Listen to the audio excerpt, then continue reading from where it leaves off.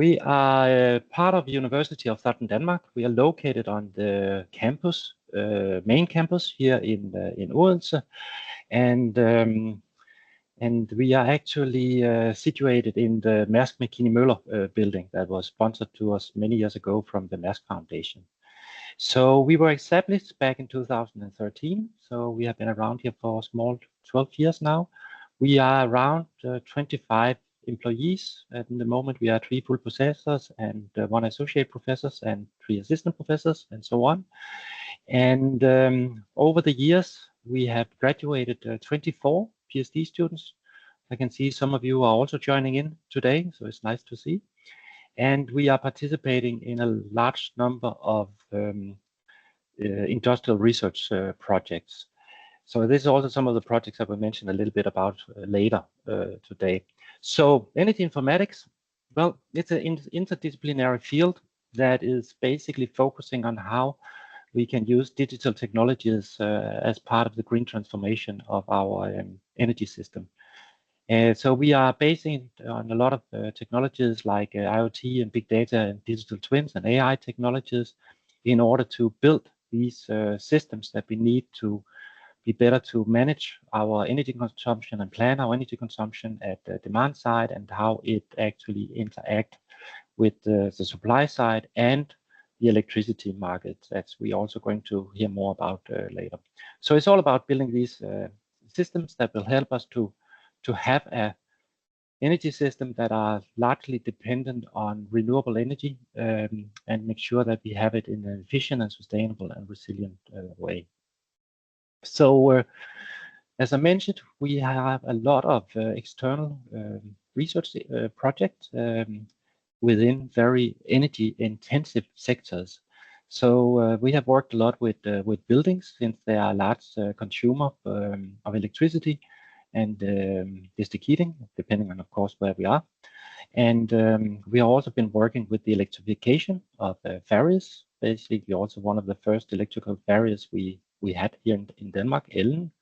We were part of dimensioning the electricity grid on the harbor.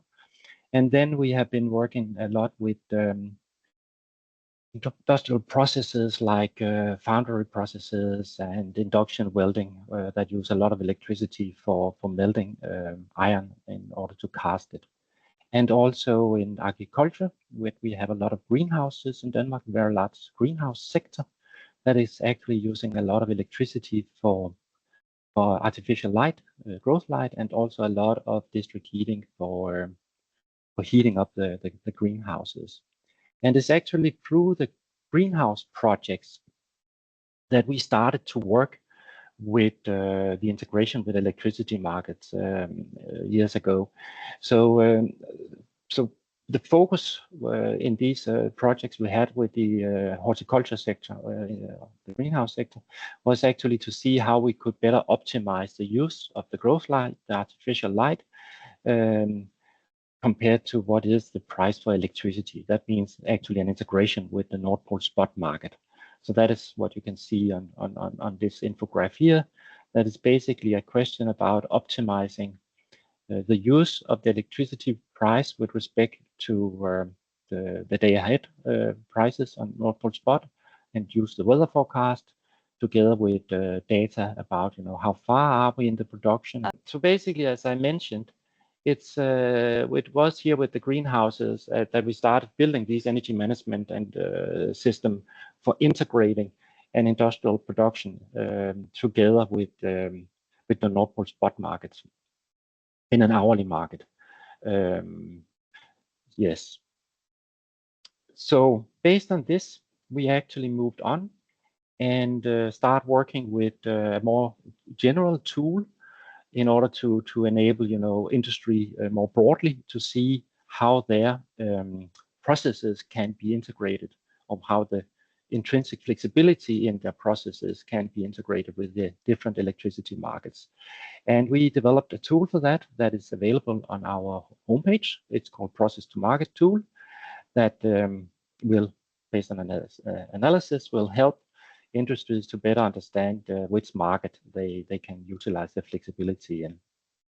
There's also a publication you will find on the webpage for those of you who would like to learn more about it. But today is not about this tool, because we are going to have a webinar in the spring that will dive more into actually the details of this tool. Yes, so that was a very short introduction to SDU Center for Energy Informatics and our work with the integration of energy-intensive processes into the electricity markets.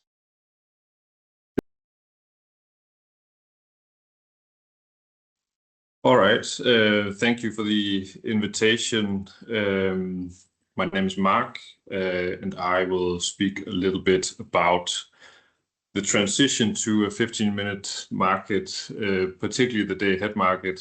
And I will also speak a little bit towards Energinet's expectations from this transition.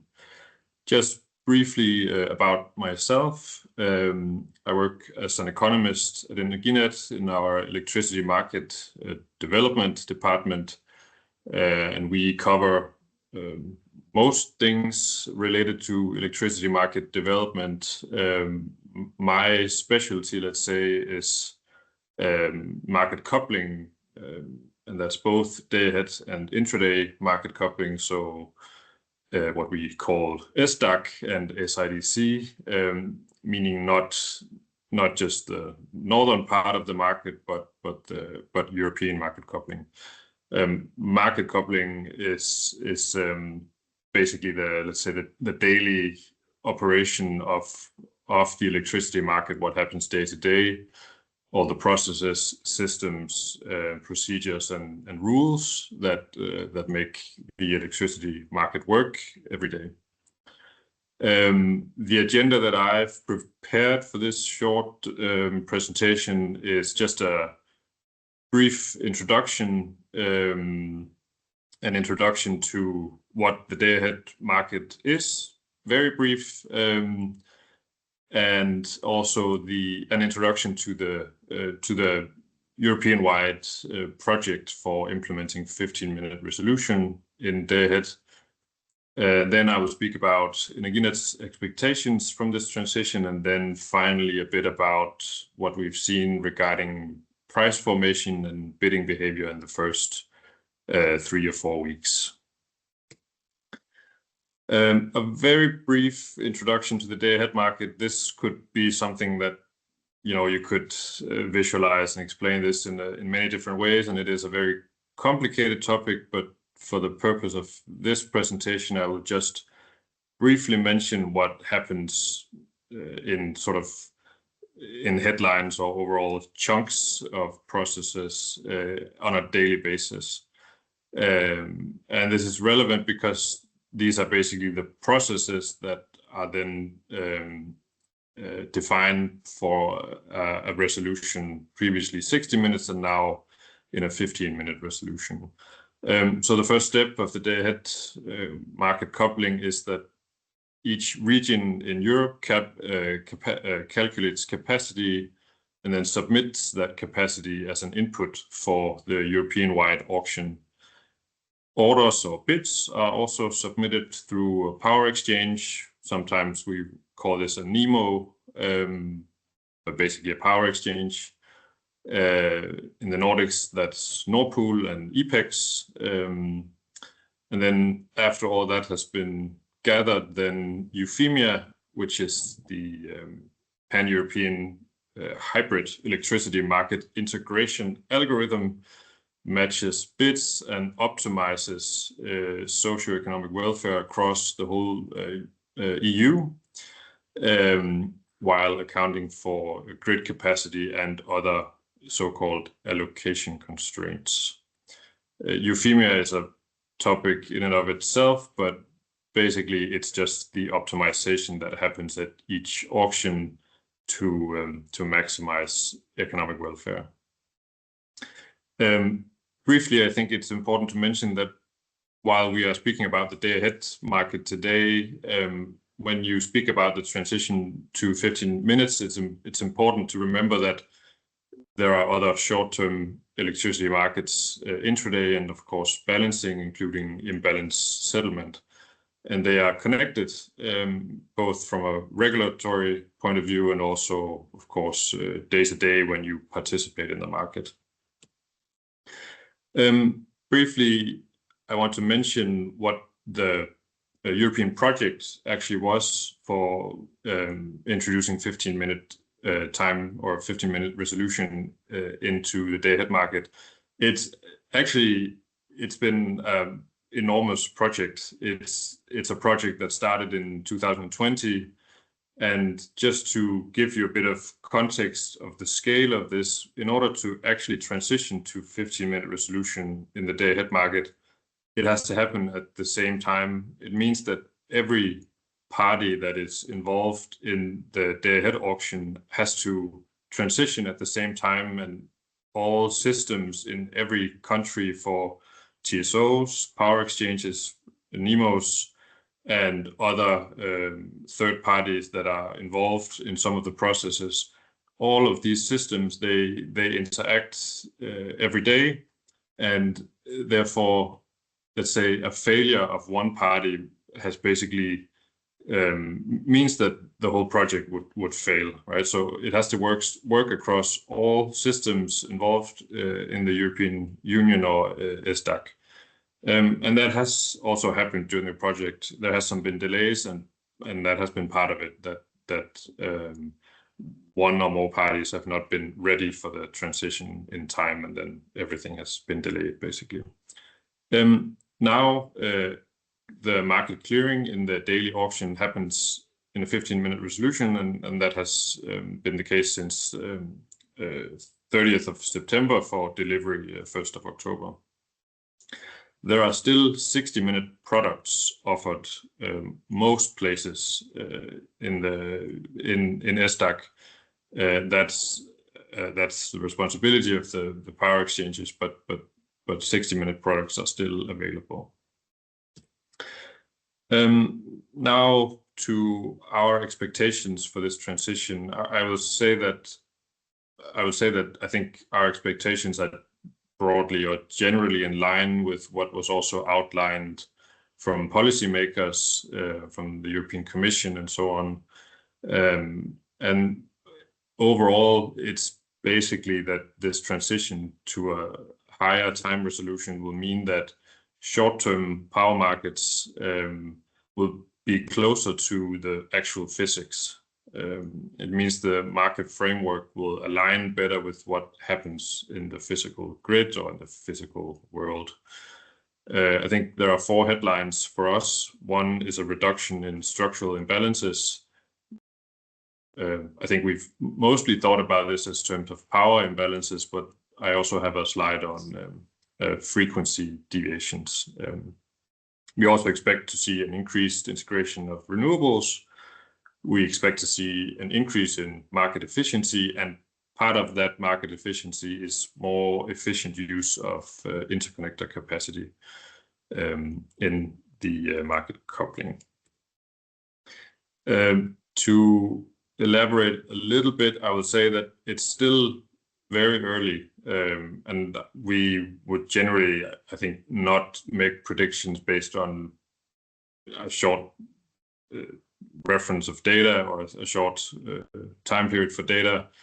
And it's also important to keep in mind that a lot of different changes have been implemented in the electricity markets in quite a short time frame, including in balancing markets. And then, of course, most of these effects will take a while to sort of materialize.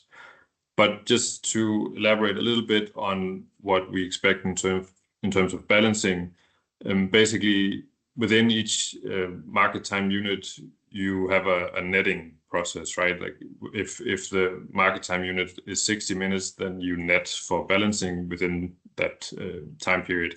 And it means that a shorter or a higher resolution, so the transition to 15 minutes, means that there's less netting, and we should expect to see reduced imbalances as an effect of this. I would say that there was also, as I mentioned, a regulatory dependency between market timeframes, because in order for this to happen, you would also, I mean, market participants need to be able to trade themselves into balance, and that's only possible if you can trade in the same resolution in intraday and then for imbalance settlement as well. We expect to see a reduction in curtailment with this higher resolution. Basically, it's a return to this closer alignment between what happens physically in production in this case, and then what you are able to bid into the market. We expect that we can measure an effect on market efficiency in day ahead, because we have some simulation tools available to us with a copy, let's say, of Euphemia. So we hope to see an effect on the total. When we do this, we sort of measure the total economic welfare for that auction across the whole SDAC or the whole day ahead area.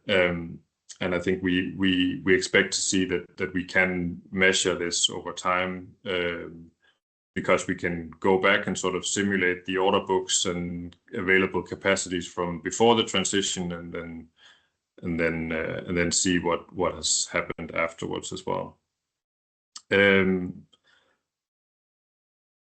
As I mentioned in the beginning, what we use grid capacity or interconnector capacity for is an input to market coupling. And when that capacity can be allocated on a more precise basis, then that should lead to an increase in efficiency, because capacity is let's say a restricted or scarce resource, and the allocation of the capacity is the usage of the capacity, and we can now do that on a more precise scale. I did include this on frequency deviations. I'm not an expert on frequency or anything, but I borrowed or stole this from a colleague internally who has had a point on this. This is the picture you see. Maybe it's difficult to see, but it's just from a random day. On top, it's before the transition to 15 minutes, and the lower picture is from afterwards. And what we can see is that there is a reduction in these ramping mismatches around the hour shift in the morning peak and the afternoon or evening peak. So already, although this is just a random day, we can see a reduction in these frequency deviations. And just to repeat a little bit, it's still early, and we still sort of, when you analyze this, you sort of need to carefully consider that there have been other recent implementations for balancing. Denmark has joined the Picasso platform. We've introduced ACE-based AFIR and DK2, and there are other things as well. So that needs to be taken into account. Now, I would just spend a few minutes. I think there's time just to briefly talk about price formation and what we've seen in terms of bidding behavior. If you are on LinkedIn, then you might have seen a lot of speculation regarding this sawtooth pattern that has emerged in day ahead after we've gone to 15 minutes. We saw the same thing when we went live with intraday auctions when intraday auctions transitioned to 15 minutes in March this year.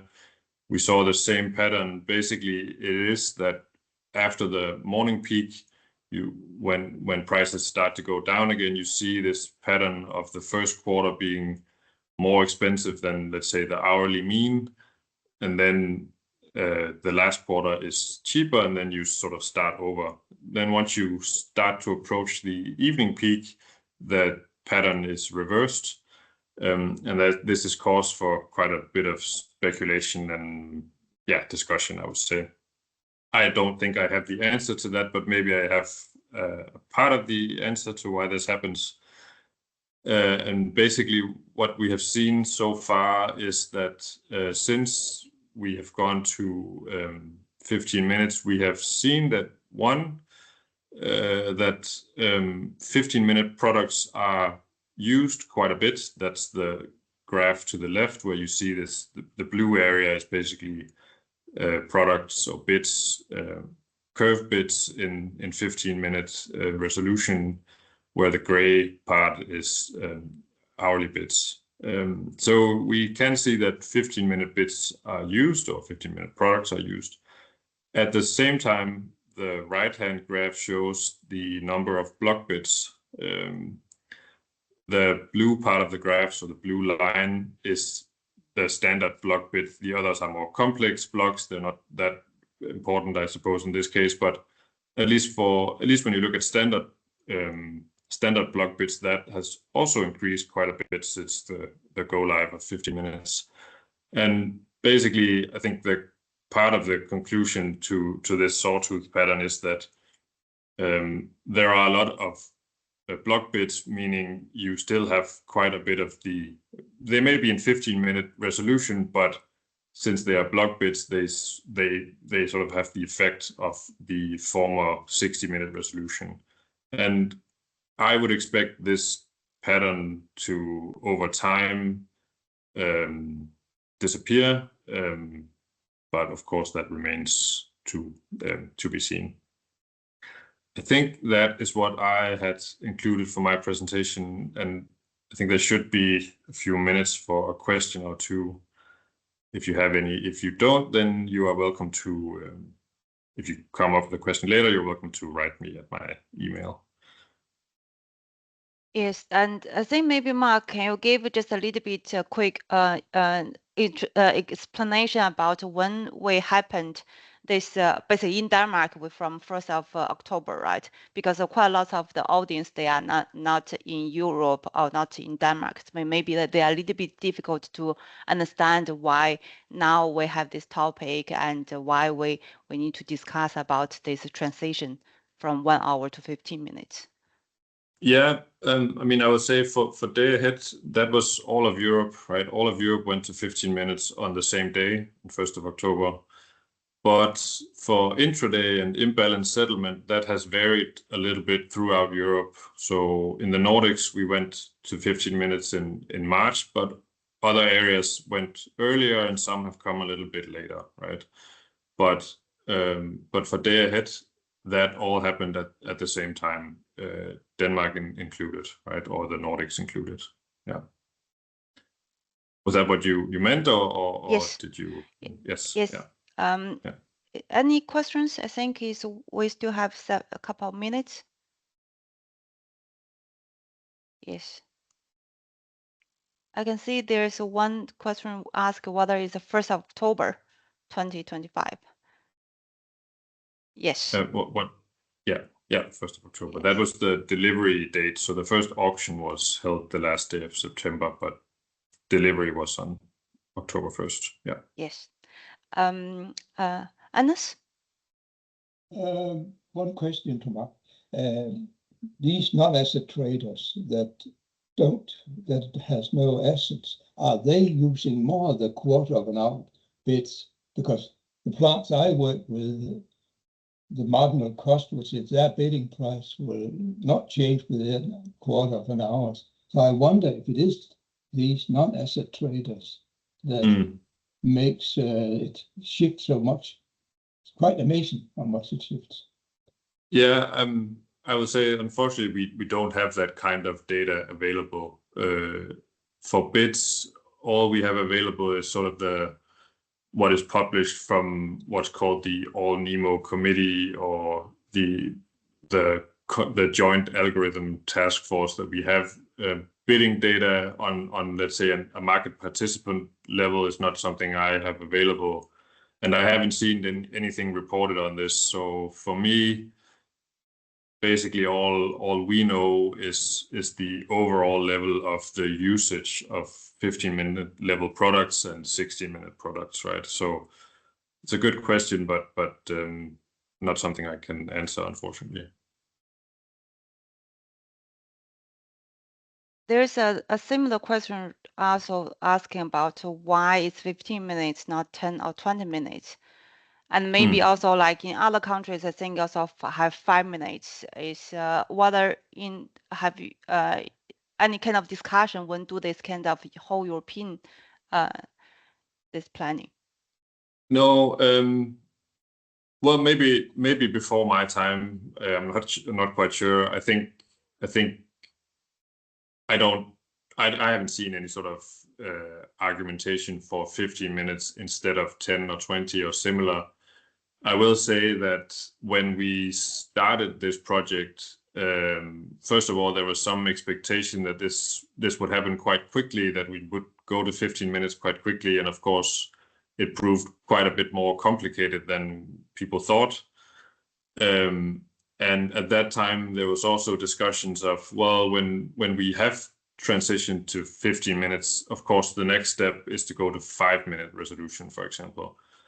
I think if that happens, it will take a while, because there are a lot of complexities, at least for Energinet and TSOs, in terms of managing a very short time window. We have to manage all of our interconnectors and balance all of our bidding zones or areas,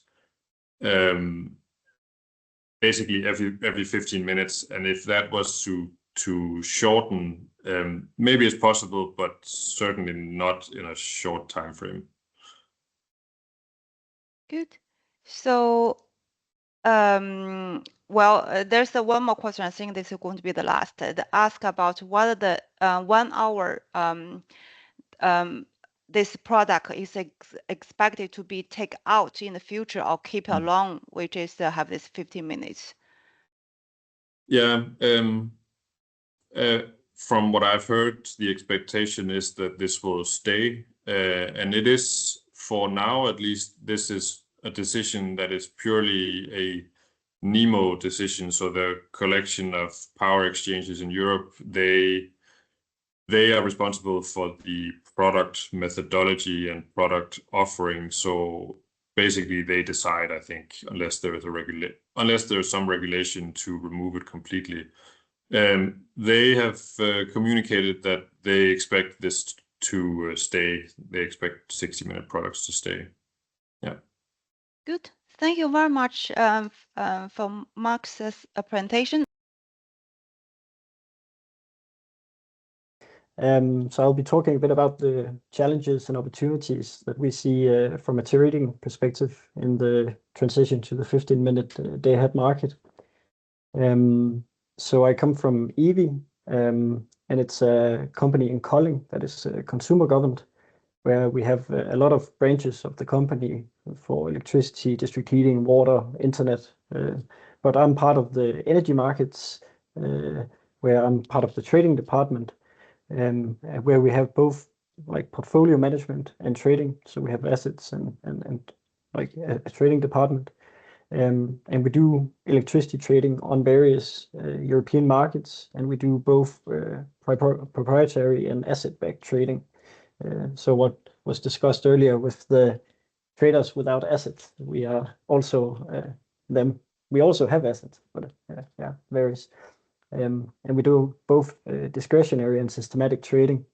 And in 2004, we traded approximately 2,200 gigawatt hours. So that corresponds to around 6% of the Danish consumption in 2024. So a bit about me. I'm a lead data scientist in the energy markets trading department. And here I'm part of the algo systems and intelligence team.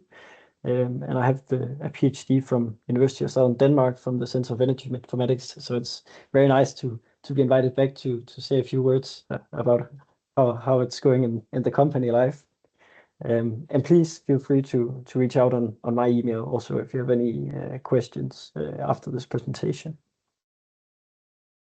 So I think, as Mark already mentioned, I think it's very important to say that this 15-minute day-ahead market is not something we can look at in isolation. It needs to be looked at as a part of a broader transformation in the European power market, where we have seen a lot of change recently. So we have seen both the flow-based market coupling, we have seen this 15-minute single intraday coupling, and we have had multiple iterations and changes to the ancillary services and the imbalance settlement. And if we look at Energinet's website, we can also see there's a lot more to come for this. So a lot of changes happening in the markets that affect our thinking and decisions for the 15-minute day-ahead market. So if we start on a good note and look at the opportunities in the 15-minute day-ahead market, like coming back to these structural imbalances that Mark was also touching upon, if we look from an asset perspective, we can see that actually having these shorter time units in the market, you can reduce the imbalance of your assets. So if you have a PV or wind, for example, then these tighter schedules allow you to actually better, it comes closer to the physical world, so you can actually put in the bits that correspond to what you are going to deliver. So we can better improve our market positions with the actual generation dynamics when we go to this 15-minute market. It also allows us to do more accurate forecasting. So when we look at forecasting the prices or the influence of weather, if we have a wind horizon coming in to in DK1, then we can better examine this from a 15-minute perspective compared to hourly. So it tighter reflects the reality. And this also improves the integration of flexible assets. So we can have, let's say, batteries where we can charge or discharge in very short time frames. And we can use these, like having more time units, we can divide between them. So looking at the day-ahead price, since we did the conversion to the 15-minute time unit, I'm also going to touch about this sawtooth pattern that Mark briefly discussed, because this has been the talk of the town since the 15-minute day-ahead came into action.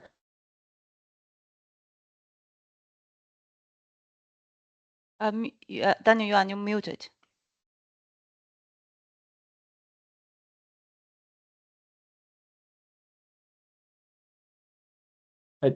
Am I back? Yes. Okay, Back. great.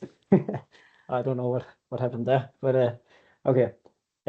So the sawtooth pattern is something we are also looking at, and why this is happening. We have been looking at, like, for example, here the 15th of October.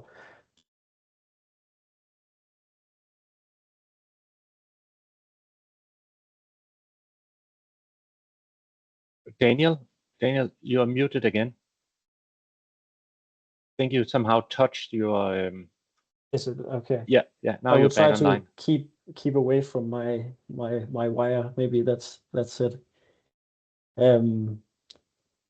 Okay, so we're seeing that, like, the first maybe 1 or 2 quarters are a higher price compared to the last quarters, and vice versa. In the evening, we are seeing the opposite.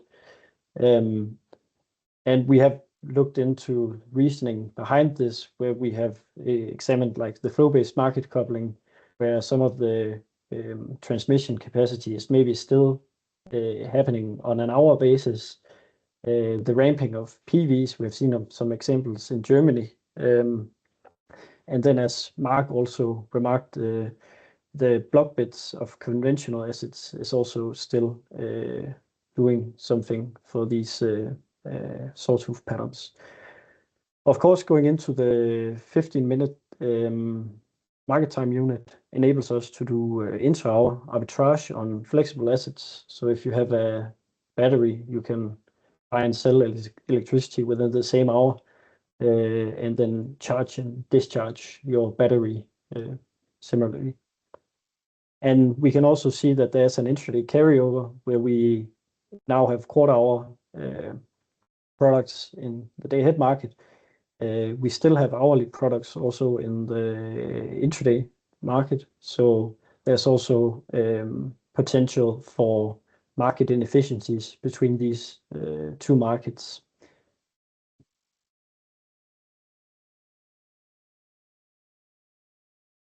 Yeah. So some of the challenges in the 15-minute day-ahead market. I think I will show a price curve here for the imbalance prices. I think this has been a huge factor for a lot of trading houses. The imbalance price has become very volatile after the change of the whole imbalance settlement. And they have also, to some extent, become less intuitive to look at. So it's not always as easy to predict or know how the imbalance is going to, in which direction it's going to go. And then we also have this, like from the flow-based market coupling and the shadow prices, we are seeing these non-intuitive flows in the market. So sometimes we have electricity going from a low price area into a high price area. And we have this summation of the MFR activation across the Nordics, which means that even though that we are maybe seeing down regulation in Denmark, if the net of regulation across the Nordics was up, then it's still going to be an up regulation in Denmark. But this has also been relieved with the recent introduction of the 15 megawatt deadband, so we don't see as much volatility for imbalance prices. But of course, this does increase risk of intraday to imbalance speculation. And here it also becomes evident that if you have a portfolio of varying assets, then you can kind of use that portfolio to optimize your direction of your imbalance so that you are kind of hedging yourself towards maybe these very, very expensive upregulation hours. Some of the technical challenges that we are seeing here is that every time the market changes, it kind of renders our models and all of our assumptions obsolete or old. So we need to change it and implement these new constraints. And of course, like also kind of what Mark was saying, when you start a new market with 15 minutes, then we don't have any data for that 15-minute market. So it's very hard to train a model on no data. So we need to kind of see the market a bit before we can actually start to have models that are somewhat good. We have been able to use some of our previous models on like a 60 MTU scale to kind of feed into this 15-minute MTU, but it is of course a problem data-wise.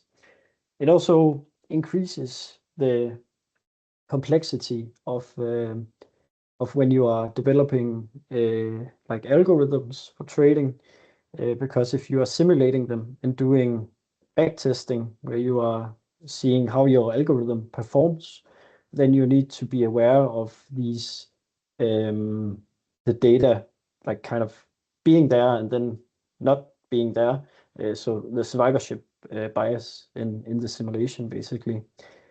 And then we also need like more human in the loop of monitoring for what we call these black swans. I think we're seeing a lot of situations in the electricity market where these situations we have never really seen before are happening, and therefore we want to be able to preemptively shut down our systems or pause them if we are seeing a situation that we did not train or expect our model to react on. And all this change to 15-minute resolution and so on is also, of course, generating data-heavy workloads. So it's more emphasis on streaming and event-driven systems. We are applying a lot of defensive programming in our way of doing our solutions so that we don't have any systems running loose that are then exposed to the imbalance price. And then the whole governance and lineage of data, we need to comply with regulations. And therefore, we also emphasize these data products from part of the data mesh architecture. And shortly, the outlook, the market inefficiencies are increasingly being capitalized on a millisecond scale through systematic trading. So we're seeing algorithms that are very quickly to capitalize on any efficiency. With the whole talk of agents, AI agents becoming very popular, I think it's interesting to look at how we approach systematic or algo trading will actually become more what we consider trading agents, so intelligent agents that are doing trading. And we are already seeing emergent behaviors in markets today where we have these agents or algos, or what we want to call them, that actually have competing goals and are doing different things in the order books and therefore are resulting in some weird behavior sometimes. And then we are seeing like a need for the TSOs, for example, to provide the data foundation and support for the systems they are building. So I have this example from the Energidata service that Energinet they are providing, which is great, but like they have a maximum 1 request per unique IP address per minute. And when the data is updated within the minute, it becomes a matter of luck if you are able to get the data when it's updated. So the key takeaway here is that this 15-minute day ahead, it reduces structural imbalances, especially for intermittent renewables like PV and wind. We see the sawtooth pattern that I, as Mark, also expect to disappear in some time. There's a high price risk for imbalance. We emphasize event-driven systems across the board. And then there's this market changes that leads to increased complexity for our trading strategies. And then I kind of introduced this term with the trading agents that I think is going to become more and more important in the future. Good. I think now we can open for some questions. Maybe the first I can ask is, you're talking about these transitions bring some complexity. So when you expect this transition can be the new normal for the trading company? I think we are already seeing that we have adopted quite well to this new system. But I think as the system was introduced, a lot of trading houses were, what can you say, like sitting on their hands and were hesitant on what to do. But I think for the 15-minute day ahead, it has become already quite quickly the norm. Of course, the problem is like for if we do models of price predictions, then we only have like a month of data, so not a lot. So I saw that maybe the center they were actually doing something with like making this synthetic data on the 15-minute market. So maybe that's something we need to look into. Yes.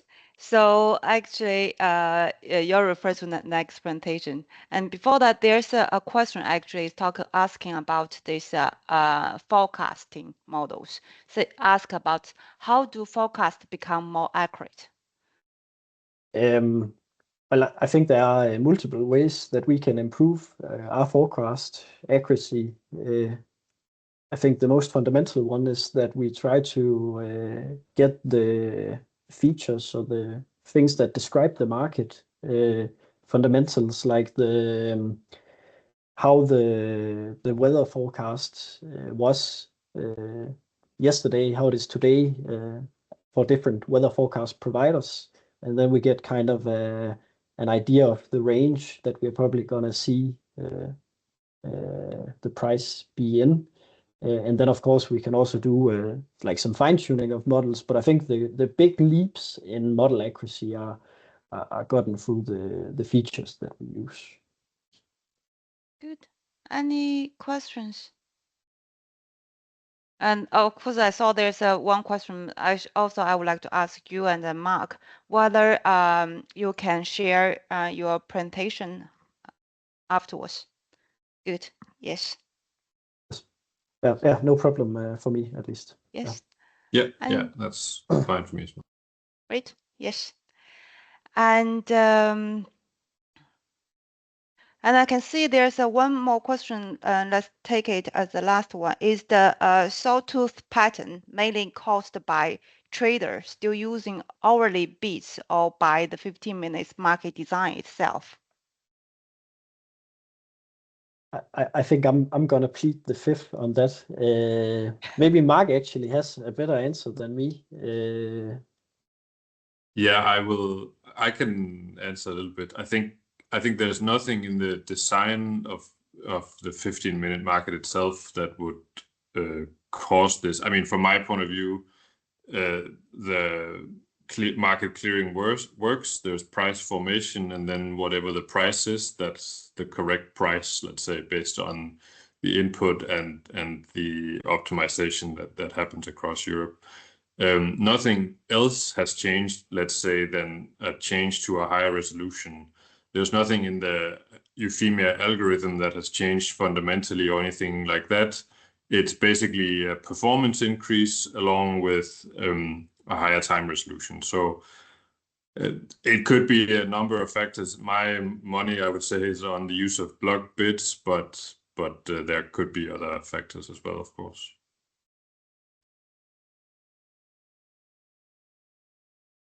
So, hello everyone, and welcome to the last presentation. I'm Frederik Wagner Madsen from the Center for Energy Informatics, and I'm a research assistant here at the center. And I'm going to present about the market granularity and sector coupling. And here we did a study on how Power-to-X can be scheduled to adapt to these new market time units. So this study was conducted under the DynFlex project, which is a sub-project under the Mission Green Fuels. And this DynFlex is considering the flexible operation of Power-to-X and the components and the systems. And this is investigated by looking at the energy system or the energy system integration with the Power-to-X systems, and this is done by modeling and simulation of the Power-to-X. And the task from here at the center is looking at Power-to-X and the integration with the electricity markets. So the motivation behind the study is of course the 15-minute market time unit, as we have heard so far in the webinar. Then also looking at the Power-to-X and the future of the Power-to-X in Denmark, which are thought upon as a key flexible asset in the energy system, where we will see a lot more renewable fluctuating production, and then we need this flexible consumption unit as well. And then lastly, also the fact that we simulate this intra-hourly price volatility, and then also looking at the nonlinearity of the electrolyzer efficiency. So this leads to some research gaps, which of course is the temporal resolution.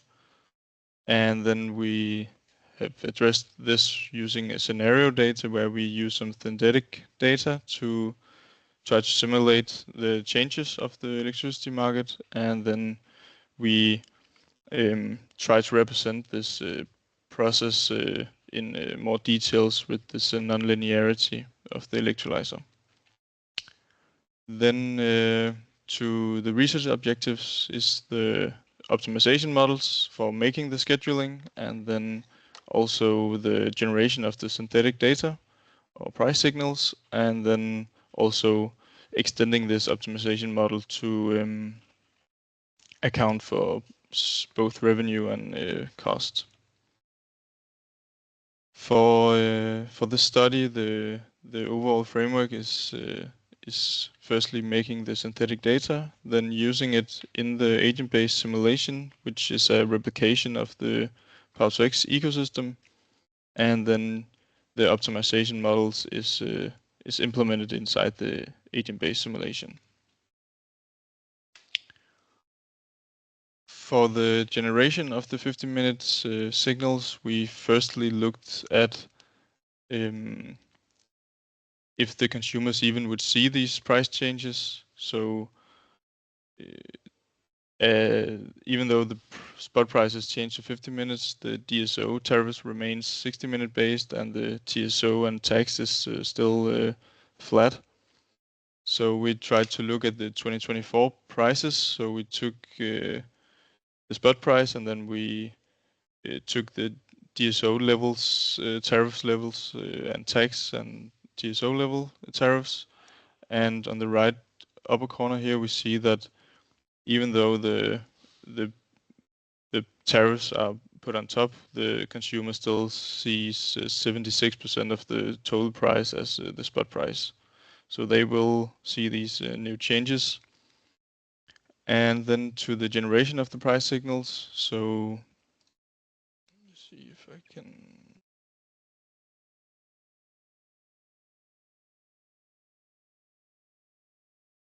The pointer. Yes. So we, as Grace mentioned, we did the study before the implementation, so we didn't really have any price signals on 50 minutes. So we tried using the 2024 spot prices, and then we divided each hour into 4 blocks of 15 minutes, and then we created a band around this to generate some random fluctuations.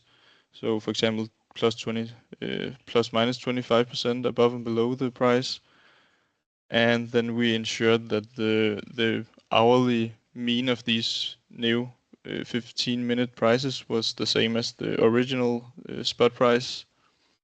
And then we created 4 different data set with varying variations.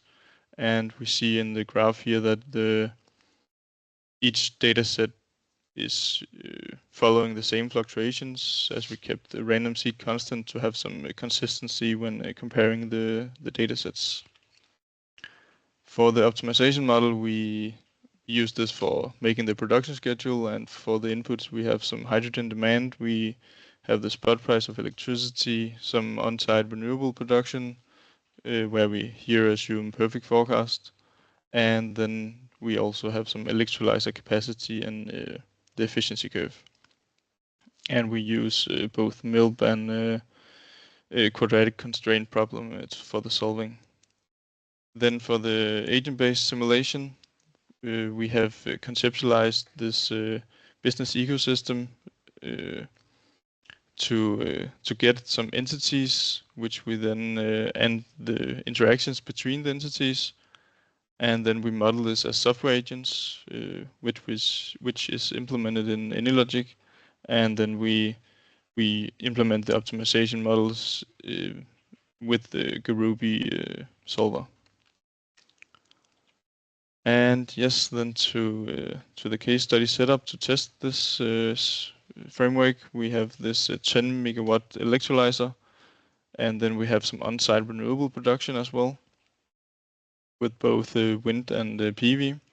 And then we have made 3 scenarios where we first establish a baseline and compare it to the optimization, and then we have a scenario for the 15-minute adaptive operation, and then we have a scenario for the extended optimization model.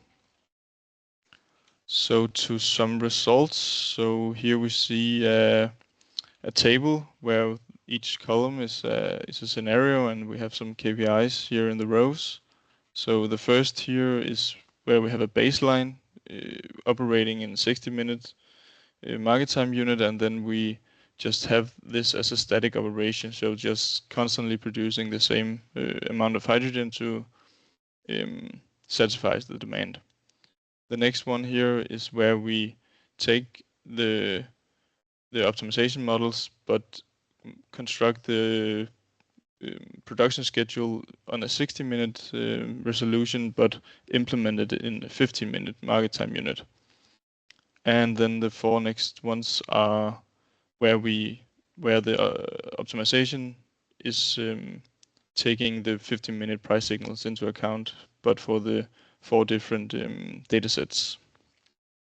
So I will start by highlighting the hydrogen production costs. So we see here that the static operation is quite high compared to the other ones. So we don't really take the price fluctuations into account here.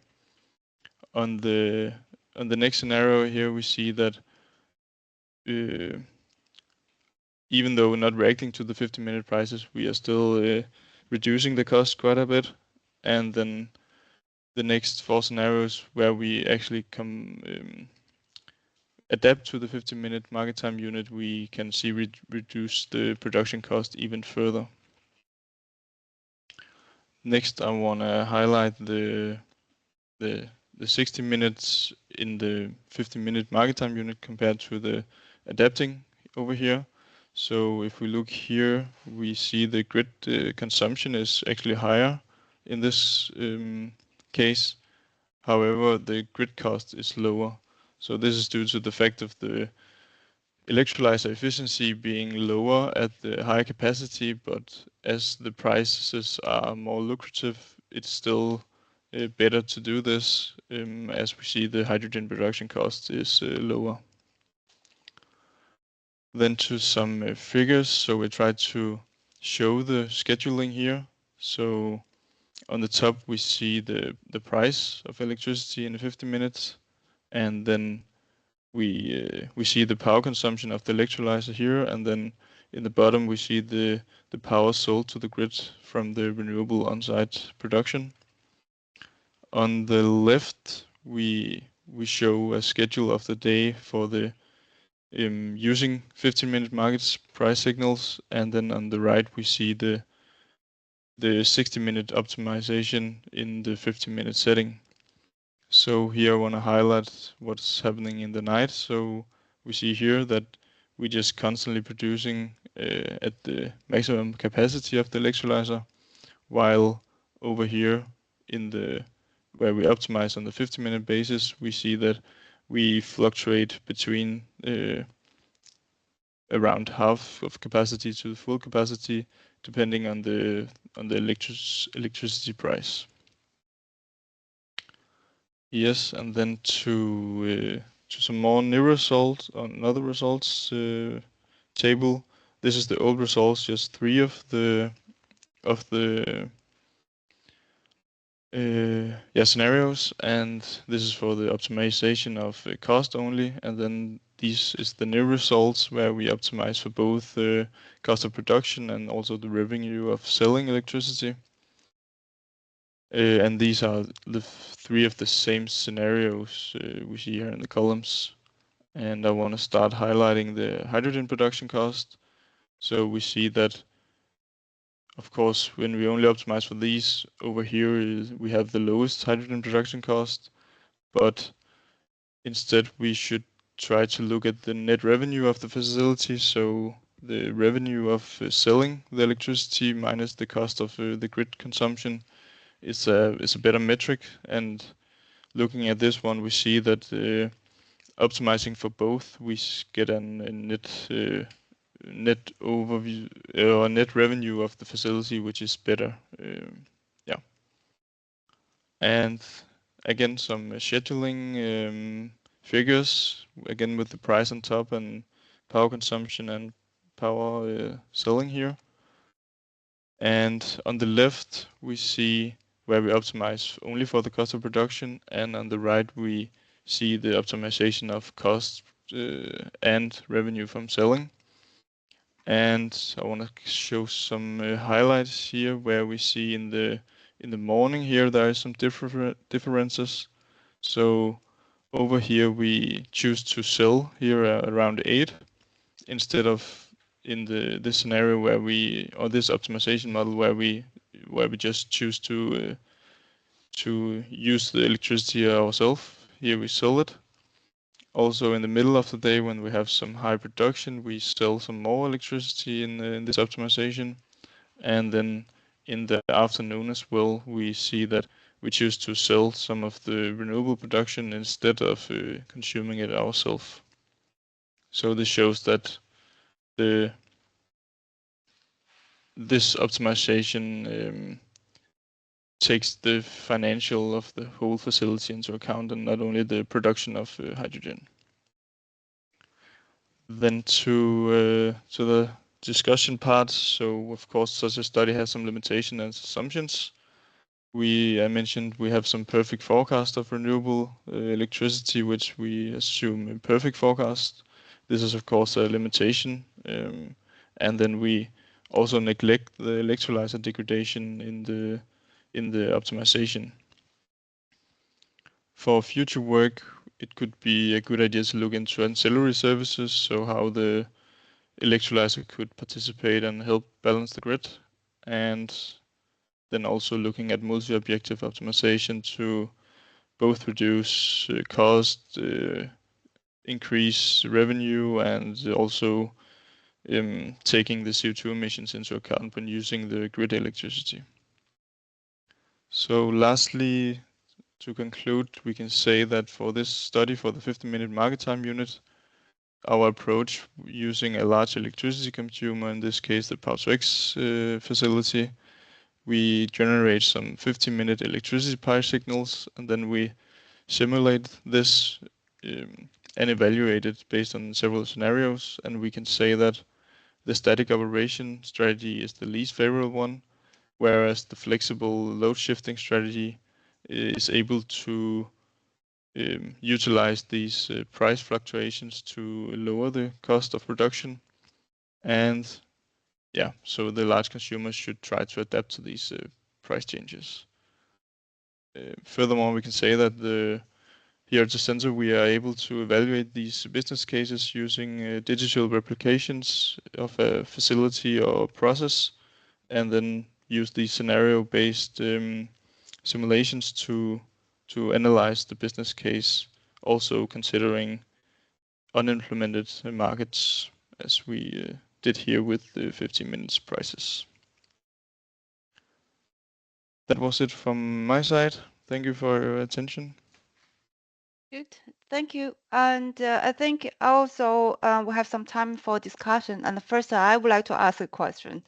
Is since you are the third presenters, which is Mark and Daniel, actually is shows up this how the 15 minutes electricity pricing look like for October last month. Do you see there's which of the synthetic data which we create actually has the most basic close to the real this 1 month 15 minutes price? I mean, it really depends on the days, because some of the days, and especially in the evening and the morning, there can be a 100% difference between the prices for in an hour.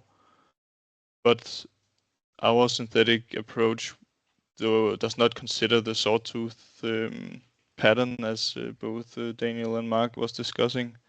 So yeah, as Daniel also mentioned, if you should train something on it, you should probably look into how the last month was looking, and then evaluate it and make some new synthetic data. Good.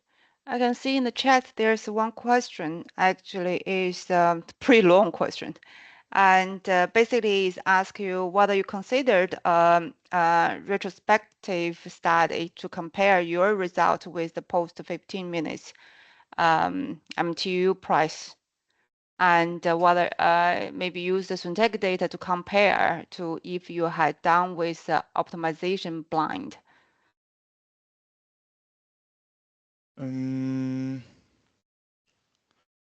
We have not considered it, but yeah, it would be quite cool to do that, to see. Yeah, then you could actually see if a consumer just neglected the whole change and see what would happen. Yeah. Yes. And any more questions about this part? Great. And you also get the information about Frederick, and of course, there's quite a lot of work we can do since actually start to have data for this 15 minutes. So as said, we have some time for this panel discussion, and of course, due to the time, I'm not going to go through all the questions, but we are going through at least the first three, which is quite timely for us to discuss. And the first question we would like to ask, would like to know, of course, this is maybe an AGIANET as a TSO can tell us a little bit more better, is how will the new this 15 minutes market design influence the overall system balancing and the integration of renewables, which is actually is referred to, yes, we know what the expectation is, but how you really see this kind of influence impact. I mean, this of course we would like to know what is kind of like challenges or what you have observed any of this kind of like the gap to reach these expectations from the system balancing and renewable integration perspective. Maybe we should start from Mark. Yeah, I mean, I maybe touched a little bit on this in my presentation, but I think this is something that I expect to take a while before we see any effects on renewables integration. I mean, for example, of course, when you have the market opportunity to closer reflect your physical production capabilities or consumption capabilities, then that should lead to more integration. But there are, of course, other barriers to integration of renewables that need to sort of conform to this. So I think to see the effects in practice, it takes a while for at least the integration part. I think for system balancing, one that I did touch on in my presentation, I think we are already seeing on frequency deviations. We don't have a lot of data, but just anecdotally from the daily reports that we do internally, we do already see a quite significant reduction in these hourly shifts on frequency deviations. And I think power imbalances will probably be something we need to have a longer time period for actually seeing whether or not our expectation will also hold true. But I think, I mean, the general idea, as I think Daniel also touched upon, is that when you have a schedule or market schedule that closer aligns with your production or consumption capability, then that should reduce the imbalance that you might impose to the system, and that should reduce the overall balancing needs. And I think a part of it is also the incentives. I mean, as a market participant, you need to be exposed to the true incentive that reflects the true cost that you might impose in terms of imbalance, right? Yeah. So if I believe correctly, which is you refer to this basically transmission network level of system balancing or imbalancing, right? Yeah, I mean, for us, it's the overall balance of the whole. I mean, for each bidding zone, right? Like we look at that level. Yeah. Yes.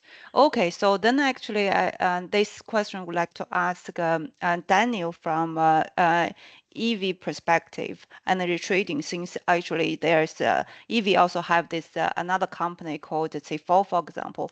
Actually, if we look at the system level, actually it's going to be this distribution network level. So from that perspective, Daniel, do you see any of this kind of like influence towards this distribution system balancing and the integration of renewables? Of course, is from this distribution level perspective, and also maybe from the demand side.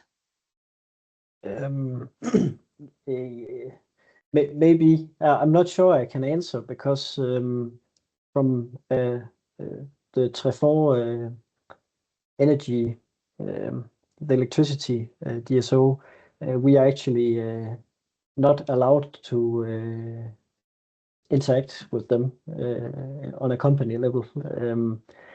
So I will say I don't know for this, but we see that we can maybe the market has from a system balance perspective, and that's maybe as a more like a trading perspective, is that it's not about being right when everybody else is right. It's about being right when everybody else is wrong. That's where the money is. So yeah. Then maybe I can ask another question, which is you also mentioned in your presentation regarding this PV, wind, and battery. So in that way, is how you see basically is the energy trading under 15 minutes market, whether it's actually this renewables, actually which type of new renewables can get more benefit, or which is either is still batteries is due to this more flexible, or yeah. So I think definitely the PVs and wind turbines that we have in our portfolio department can benefit from this. But of course, for us, it's also a big reflection on our forecast accuracy in the day-ahead market.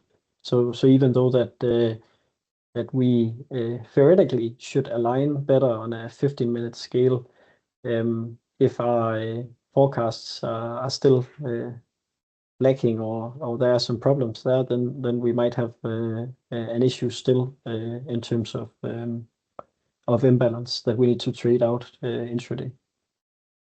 good. Thank you. Now, actually, I would like to ask both to answer from the research center perspective. Since actually is this is actually is totally new. We only have 1 month data, and also we're talking about these models, which is basically the question is whether it's very uncertain for us to know what is this kind of influence on these different levels of system balancing and integration of renewables. So in this way is how research can help to investigate this uncertainty. Yeah, I think Frederik showed some of the work that is relevant actually to try to see, what will be the dynamics of the system in different scenarios, because we really don't know what the emergent behavior will be. Both with Mark and Daniel showed that with the suit tooth that somehow emerged, right? And then maybe you're guessing maybe it will disappear again. So so we really don't know if it will disappear or if we are having some emerging dynamics.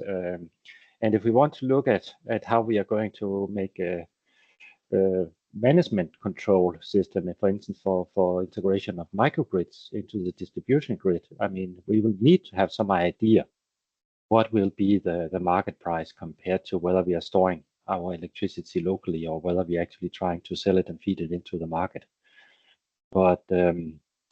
But there's too much uncertainty, I think, at the moment. So I think it's a good idea to try to generate some synthetic data and try to explore different scenarios, and then also see under those scenarios what are the stability of the basically of the algorithms we write to basically control like our local energy management, either at microgrid level or energy community level, or maybe down at that, our energy controller for household level.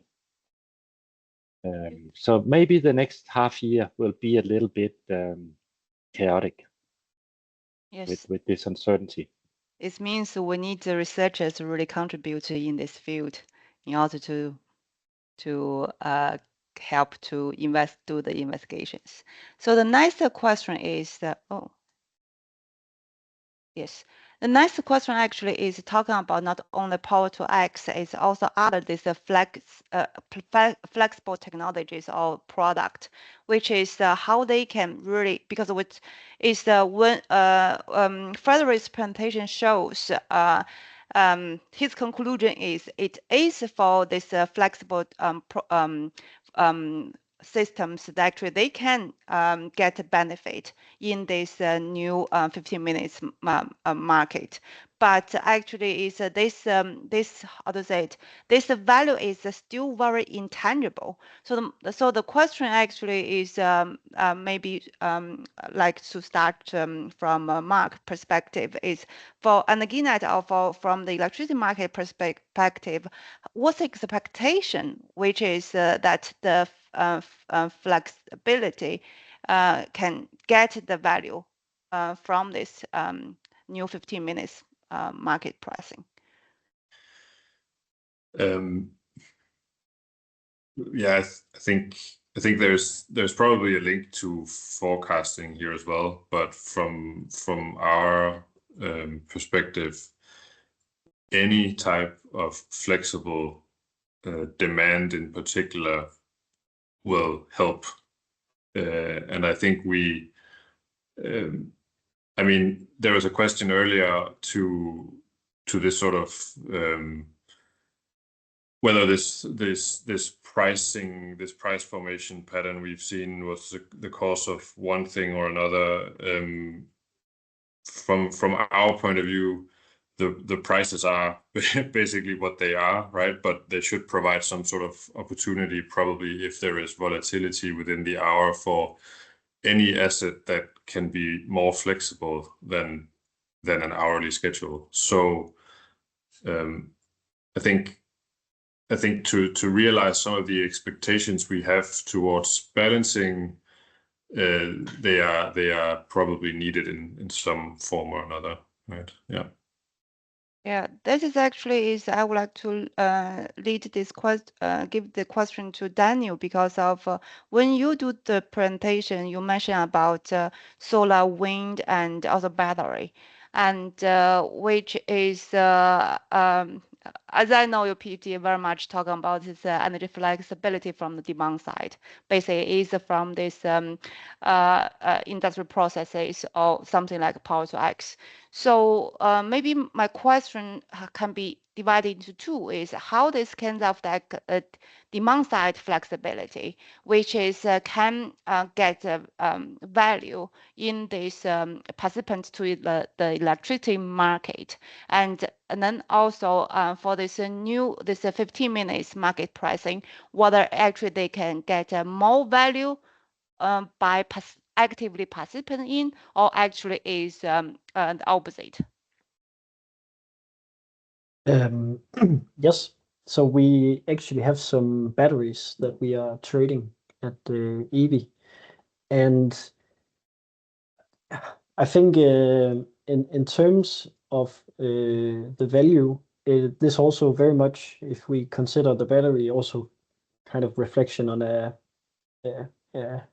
Power-to-X or a district heating, whatever system, we have some intrinsic constraints on the technology, so that we can fry a battery really fast if we were just trading on it as we wanted. So we have some constraints that we need to uphold, and of course there is an optimization of like how hard are you pushing your asset and how much value can you get from it.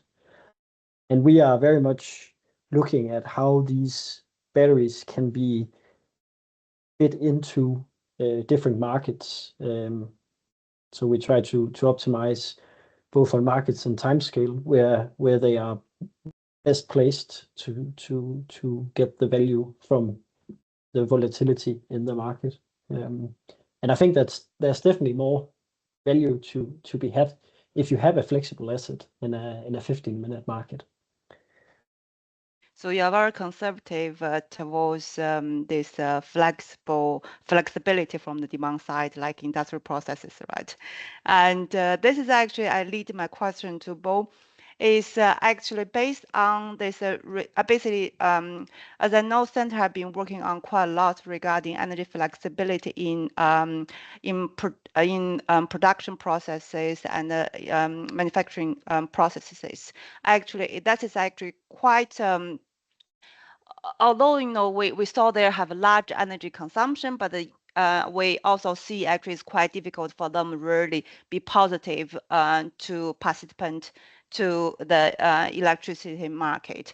And so how we can, in what way from a research way, which is we can showcase or demonstrate and let this flexible load, which is can considered and can